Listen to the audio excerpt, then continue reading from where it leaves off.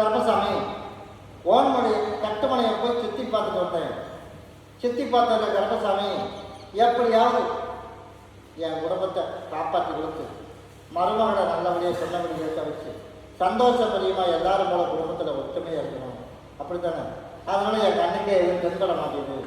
அதனால் சித்திரை முடிஞ்சு வைகாசி 13ஆம் தேதிக்கு மேலே நீ கேட்டது கொஞ்சம் கொஞ்சமாக கண்ணுக்கு தெரிய ஆரம்பிச்சு. முழுசும் மருமகன் மாறி மகனோட சந்தோஷப்படியுமாக வாழ்க்கை மாமியாரும் வேணும்னு அனுசரித்து நடக்கிறது. என்னோட திருவிழா ஆடி அமாவாசை முடியணும். ஆவணி பிறக்கிறதுக்குள்ள முழுசு நான் செஞ்சது தப்பு தான் அவனாக உணர்ந்து எல்லாரும் போல சந்தோஷமாக பேசின போதும் இல்லை திட்டவன். அவன் நமக்கு பணிவிட செய்யணுங்கிற அவசியம் இல்லை, சந்தோஷப்படியாக பேசணும். அவ்வளோதானே? மகனோடவும் சந்தோஷமாக வாழணும். கட்டாயம் நான் வாழ வச்சு கொடுத்துறேன். ஒன்றை பகுதி சாப்பிட்டு நீ சேர்த்து கொடுத்துரு. 2 கனியை 2 நாளைக்கு அறுத்து உன்னோட இருப்பத்தில் 4 முறை போட்டு நான் கருப்பசாமி இன்னைக்கே உன்னோட கூட வரணும். வந்து உனக்கு என்ன பிரச்சனையும் உனக்கு நான் ஜெயித்து கொடுத்தேன். அப்படி அமைச்சா போதும்ல? அப்படியா? நான் கொடுக்குற கனி உள்ளுக்கு கொடுத்துடலாமா? இந்த 2 நாளைக்கு பகுதி சாப்பிட்டு சேர்த்து நான் கருப்பம் கூடவே வந்துடுவேன்.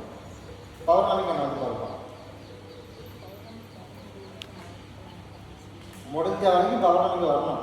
முடியாத பட்சத்துக்கு நான் கூட வரணும். கருப்பசாமி